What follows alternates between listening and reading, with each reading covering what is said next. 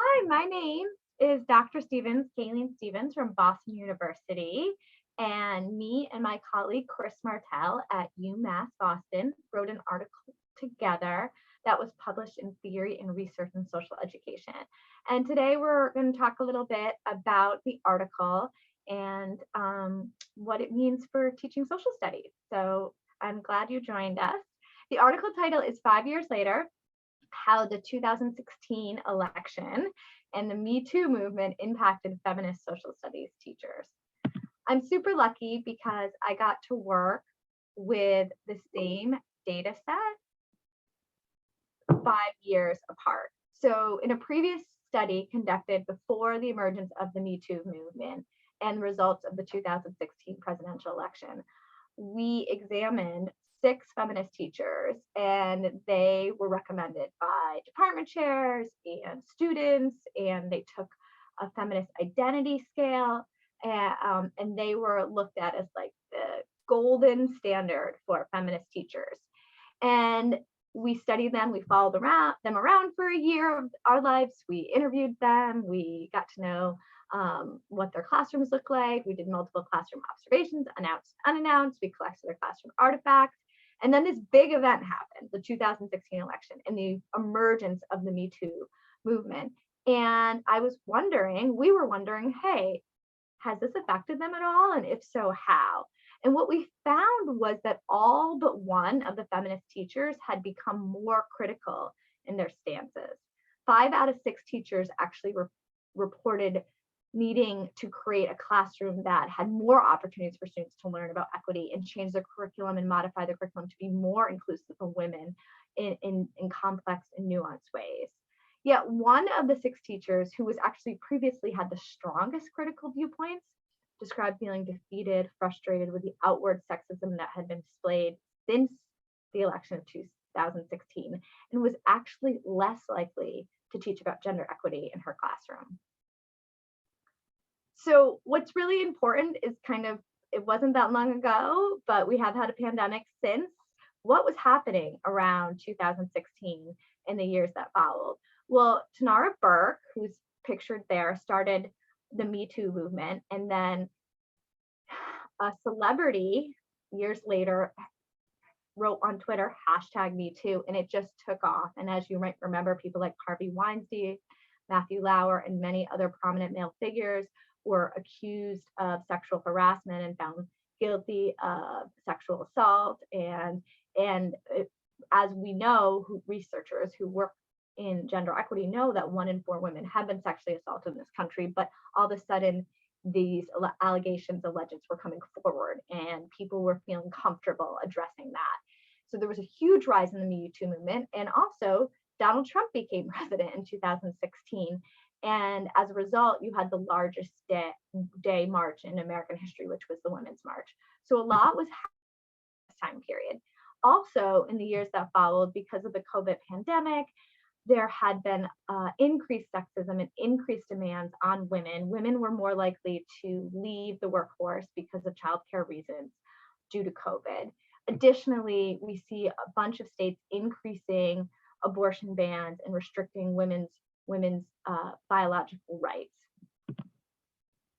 So how does teachers play a role in all this, and how do social studies classrooms in particular?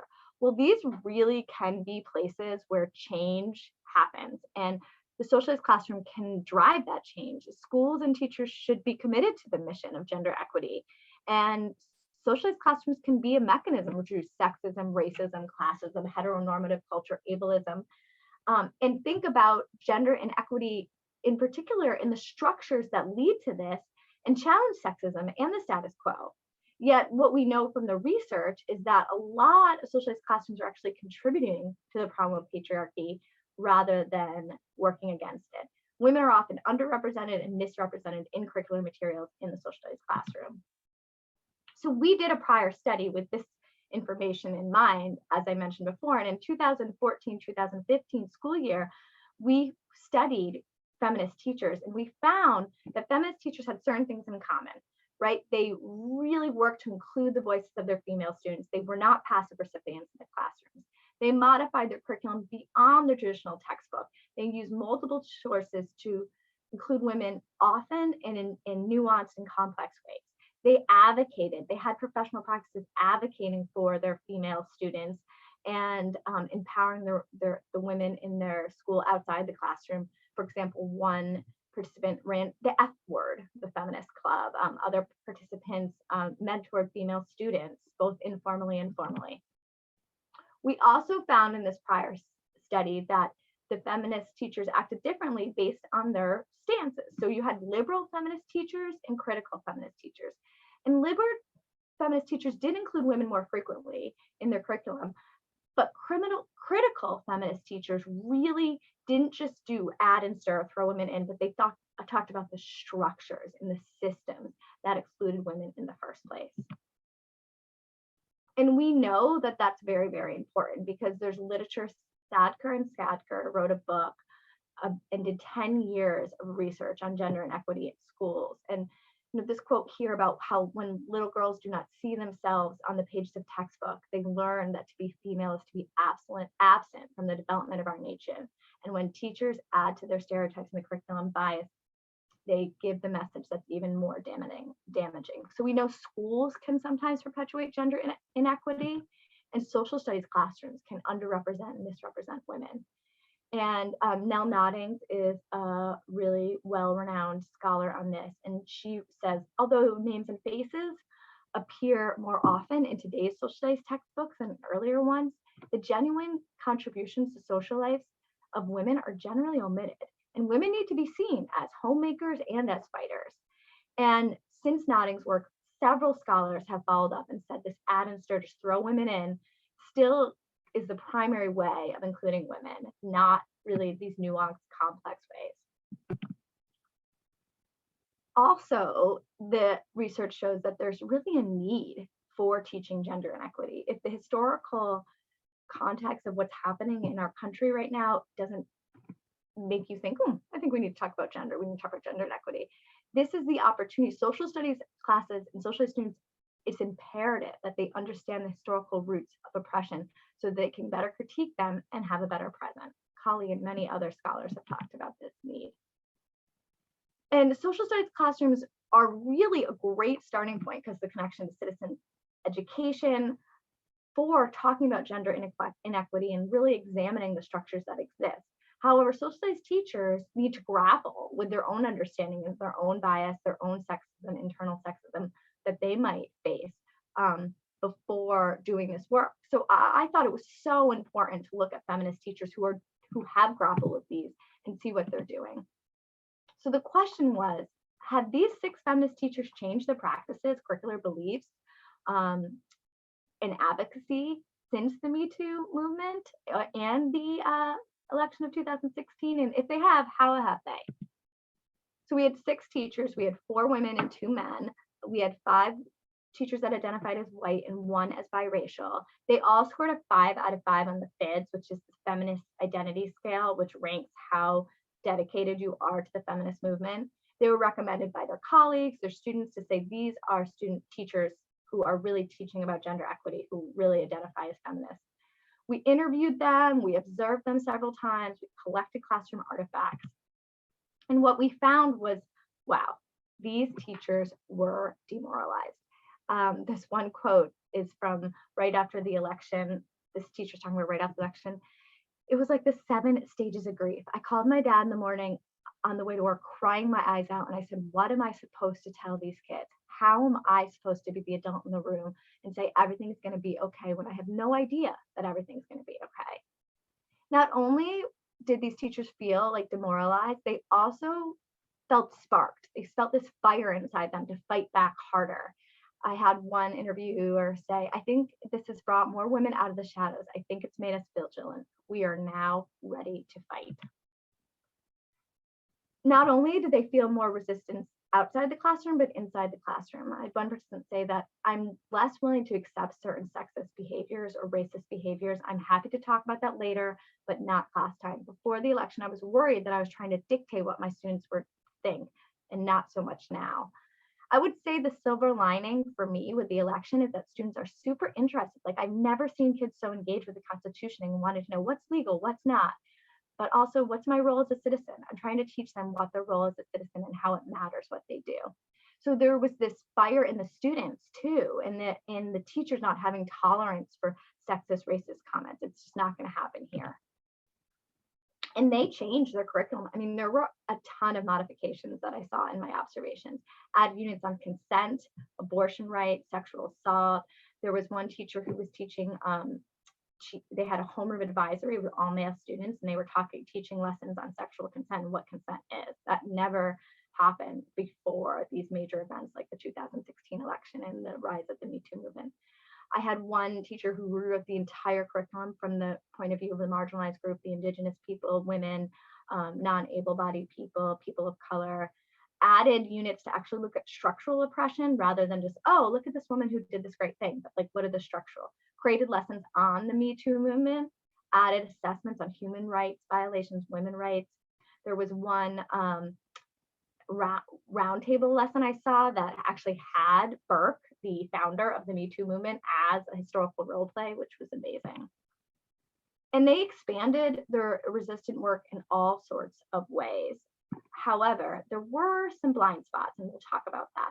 Only one of the participants was actually teaching gender in a non-binary way and teaching this idea of gender being fluid and really thinking about our trans population. So this is a quote from the work she does. We have also brought women in that believe that gender was non-conforming with their military efforts or in their native culture. I think it's important for students to understand the movement away from gender conformity that we've seen lately, including adding the use of a pronoun. It's not a new thing. It's something that's been around for a long time, especially the idea of binary gender. It's actually something Europeans, specifically the Puritans, brought over from the New World and enforced on other cultures. So of the 6 participants, there was only one that was actually thinking about gender in a non-binary fashion. There was also only one participant, the participant who identified as biracial, talking about race and gender, talking about, so this idea of intersectionality was just really missing. So I'm comfortable talking about race, that's my go-to, and more importantly, I want my students to see the role of bringing up issues of civic engagements around equity, race, and gender. It's always sad that people shy away from that. Of course, we want to talk about one participant, Ashley, who in the original study was the strongest on the critical feminist scale. In 2016, she did not report having that motivation. She actually said she had less motivation to resist. She reported a sense of hopelessness. After the election, she described feeling emotionally exhausted. I try to do something that doesn't seem to make a difference. She talked about a time in her classroom where a bunch of boys were talking about a rape at a local college, and they were saying, oh, she's wearing a short skirt. She said prior to the election, she would have stopped class. She would have talked about blaming, teaching about blaming the victim, but she let it go because she felt so exhausted, and she felt like that the sexism was so prevalent that she couldn't do anything. So I think it's important to note that out of the 6 participants, one kind of went the other way. So this is really important. First of all, the work of critical feminist teachers is so important. We need people in the classroom who are doing the work of revealing structural inequity and how to change it. So what is the oppression that exists historically, and how does it still exist today, and how can we reimagine a better society? We also need to think as social studies teachers about intersectionality or lack thereof. So these were the gold standard of teachers for feminism, right? And they still had many blind spots when it came to teaching about intersectionality in the classroom.